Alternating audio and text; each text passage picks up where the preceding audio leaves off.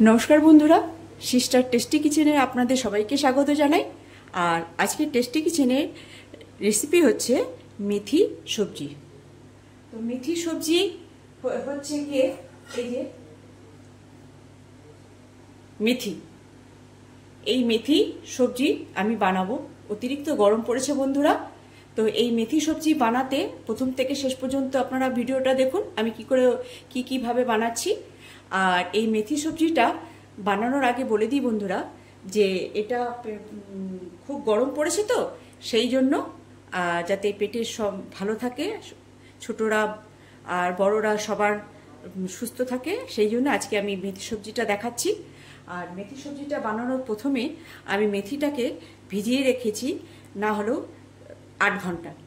তো যখন মেথি দানাটা বড় হয়ে গেছে তখন ভিজে ফুলে উঠেছে, তারপর সেটা জল ছেঁকে রেখে দিয়েছি। সেই জলটাও কাজে লাগবে, সেই জন্যই রেখে দিয়েছি আপনাদের দেখানোর জন্যে। তো আর এই মেথিটাকে আমি একটুখানি সেদ্ধ করে তার জলটা ফেলিনি, জলটাও আছে, এর জলটাও কাজে লাগবে। তো এই যে মেথিটাকে সেদ্ধ করে আমি রেখে নিয়েছি। এইবারে প্রথম থেকে আপনারা শেষ পর্যন্ত দেখুন যে আমি কি উপকরণে মেথির সবজিটা বানাচ্ছি। তো চলুন, আমি ওভেনে আগুন দিয়ে কড়াই চড়িয়ে দিয়েছি। এবার দেব সর্ষের তেল। সর্ষের তেল দেব সামান্য পরিমাণ, 1 থেকে 1.5 চামচ।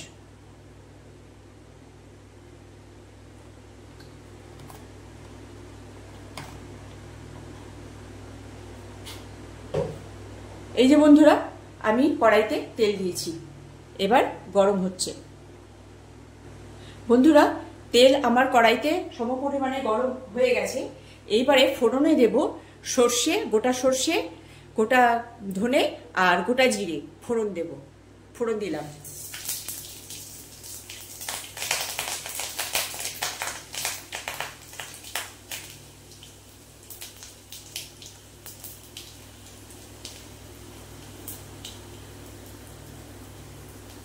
এবার দেব কুচিয়ে রাখা পেঁয়াজ, লঙ্কা কুচি, রসুন কুচি।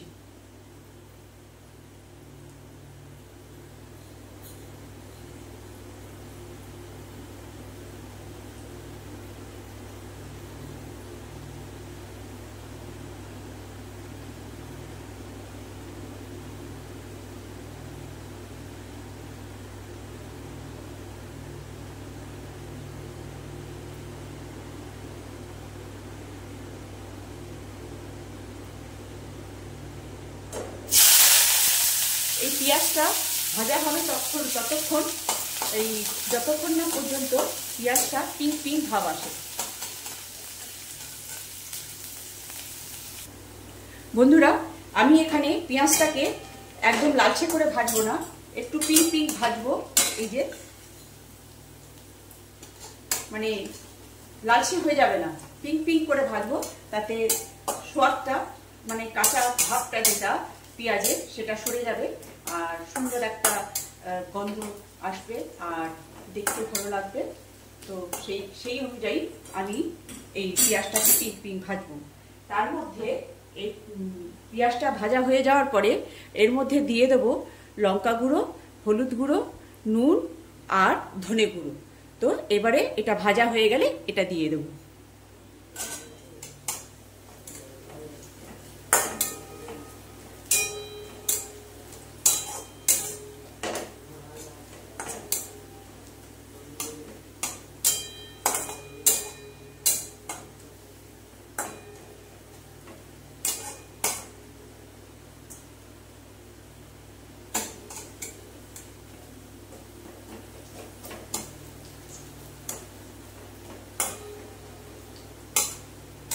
বন্ধুরা, এই দেখুন আমার পেঁয়াজ প্রায় ভাজা হয়ে গেছে।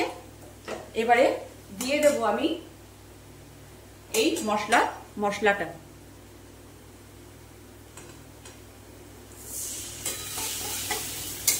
এইবার এটাকে দিয়ে সুন্দর করে কষে নেব। বন্ধুরা, এই যে আমার মশলা তেল ছেড়ে দিয়েছে, এইবারে এই মশলার মধ্যে দিয়ে দেব এই যে মেথিগুলো, সেদ্ধ করা মেথিগুলো দিয়ে দেব। এবার বন্ধুরা এখানে আমি ফ্লেমটা হাই করে দেবো। হাই করে দিয়ে এবার ভালো মতো কষে নেব। বন্ধুরা এই যে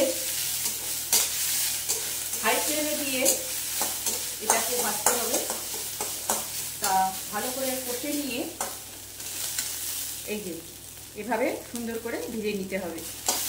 কেন কি সেদ্ধ করার পরে ওর গায়ে যে জলটা ছিল সেই জলটা যাতে পুরোটা শুকিয়ে যায়, সেই জন্য প্রথমে আমি এটা হাই ফ্লেম দিয়ে, ফ্লেমটা হাই দিয়ে আমি এটাকে ভেজে নিলাম, মানে কষে নিলাম মশলার সঙ্গে।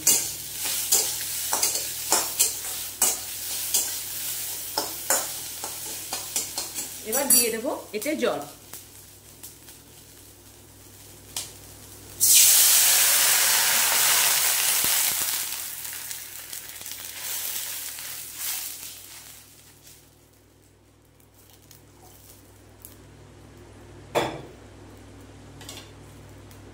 বন্ধুরা আমরা জানি মেথি খুব কড়া সবজি, মানে তেতো, তো সেই তেতোটাকেই সুমধুর করার জন্যে কি কি উপকরণ দিয়ে আমি করছি দেখতেই পাচ্ছেন।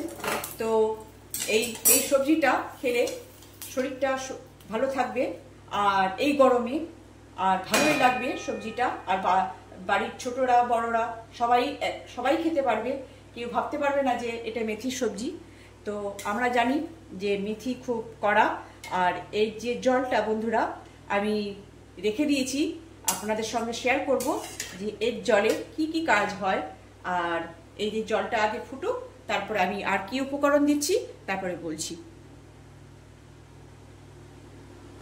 বন্ধুরা এই যে 7-8 ঘন্টা ভিজিয়ে রাখার যে জলটা, সেটা কিন্তু খুব উপকারী। কেন বলুন? এই জলটা যদি আপনি মাথার চুলে দিন তাহলে পরে চুলটা সিল্কি হবে আর ভালো হবে। এই জলটা যদি আমরা মাথায় মাখতে পারি চুলের ক্ষেত্রে ভালো হবে। আরেকটা,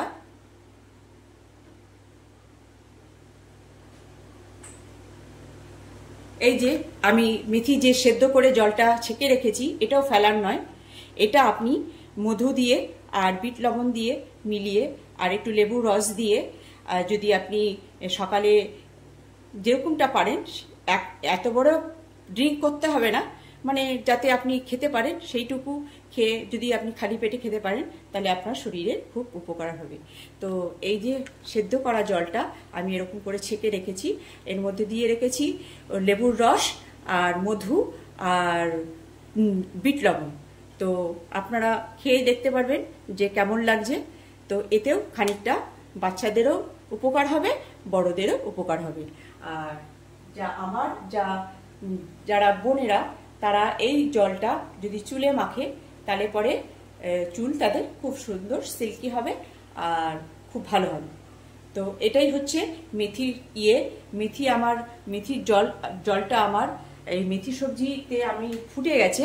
এইবারে মেথি সবজির মধ্যে আমি দিয়ে দেবো বন্ধুরা, এই যে বললাম না যে এই করোয়াহাট মেথি যাতে সুস্বাদুতে পরিণত হয়, তার জন্যে এবার কি উপকরণটা দেব? এই যে আমি এখানে তেঁতুল গুলিয়ে রেখেছি, তার সঙ্গে গুলিয়ে রেখেছি আখের গুড়। তো আখের গুড়ের সঙ্গে তেঁতুলের একটা সুন্দর যে একটা সুমধুর একটা গন্ধ, সেটা এই আমার তরকারিতে পাওয়া যাবে।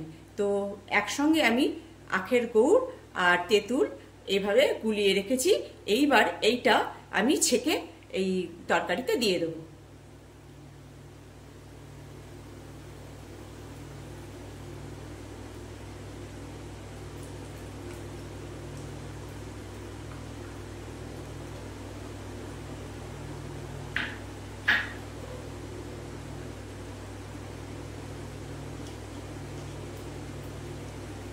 জানেন তো বন্ধুরা, তেঁতুলের কাইটা আর গুড়ের যে রসটা, তার যে মিঠাস আর খাট্টাস আর মানে খাট্টাপান আর মানে টক মিষ্টি যে ইয়েটা, এই যে এইভাবে আমি এইটা কাইটাকে ছেঁকে দিলাম যাতে পরে এই যে তেঁতুলের যে ছোকলাটা সেটা রয়ে যাবে, সেই জন্য আমি এটাকে এইভাবে ছেঁকে দিলাম তাতে। আর গুড়ে অনেক সময় কাকড়বালি থাকে, সেই জন্যে আমি ওটা গুড়টাকে আমি মানে জলে গুলিয়ে আমি রেখে দিয়েছিলাম, যাতে যদি কিছু থাকে গুড়ের মধ্যে তাহলে সেটা বেরিয়ে যাবে।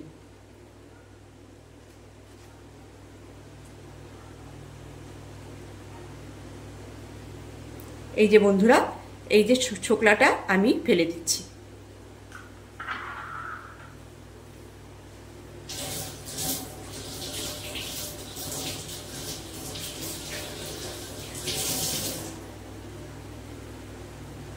এবার সুন্দর করে এটা ফুটলে দেখতে হবে বন্ধুরা, যখন আমি এটা নামাবো তখন এটার নুন চিনি কেমন আছে, বা আরেকটু কিছু নুন বা একটু চিনি যদি একটুখানি লাগে তো এটা তখন টেস্ট করে আপনারা দিয়ে দেবেন।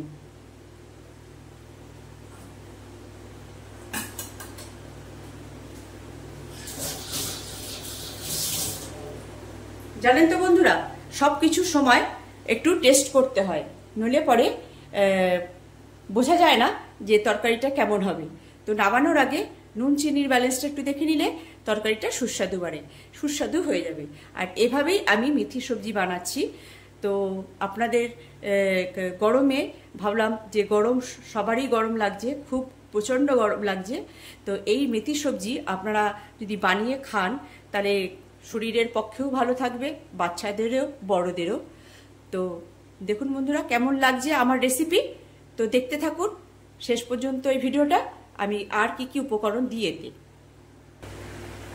বন্ধুরা এইবারে এই সবজির মধ্যে দিয়ে দেব একটু ধনেপাতা।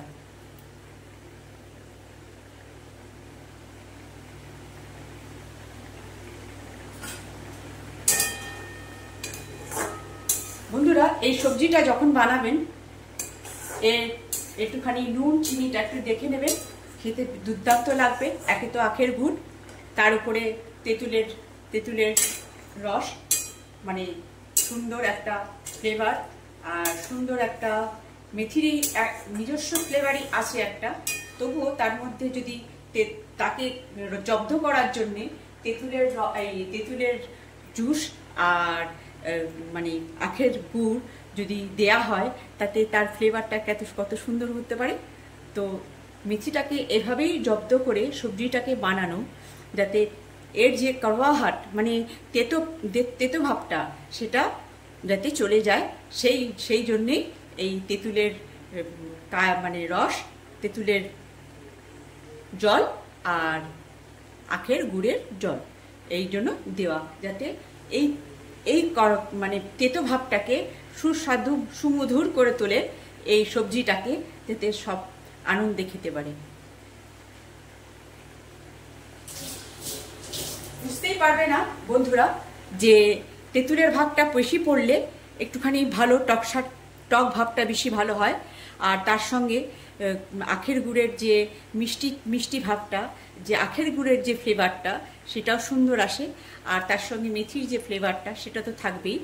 আর মানে বুঝতে পারবে যে হ্যাঁ মেথি দেয়া হয়েছে, কিন্তু যখন খাচ্ছে তখনও বুঝতে পারছে যে হ্যাঁ মেথি সবজি, কিন্তু যখন খাবে এই টক আর মিষ্টি আর নুন যদি ব্যালেন্সটা ঠিক থাকে, তো তাহলে এই যে মেথির যে কড়ওয়াহাট মানে তেতো ভাবটা সেটা পরিপূর্ণভাবে থাকবে না। তো এখনো আমার সবজিটা ফুটতে দেরি আছে, হতে থাকুক। বন্ধুরা এই যে আমার মেথি সবজি, এটা আপনি রুটি দিয়ে বা পরোটা দিয়ে খেতে পারবেন সুন্দর, আর সাদা রুটি হলেই ভালো হয়, আর অনেকে সাদা রুটি পছন্দ করে না, তো পরোটা খাওয়া যাবে এর সঙ্গে, ভাত খাওয়া যাবে, যারা ভাত পছন্দ করে ভাতের সঙ্গেও খাওয়া যাবে, কিন্তু বেসিক্যালি এটা রুটি দিয়ে খেলে সুন্দর লাগবে। এই যে আমার মেথি সবজি হয়ে এসছে, এবার গ্যাস করবো অফ, করবো প্লেটিং। এই যে বন্ধুরা আমার মেথি সবজি, দেখুন বন্ধুরা কেমন লাগছে। তো আমার মেথি সবজি পুরো কমপ্লিট, এবার আমি গ্যাস করবো অফ আর করবো প্লেটিং।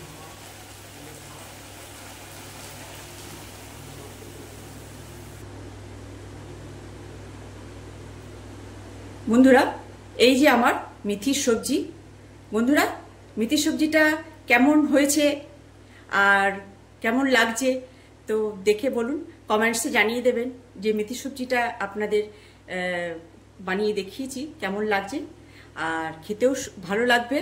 আপনারা ভাবছেন যে মেথি এত কড়া জিনিস, সেটি কি কেমন করে এইভাবে বানালে সুন্দর সুস্বাদু লাগবে বন্ধুরা, আর রুটি দিয়ে ব্যাপক লাগবে খেতে।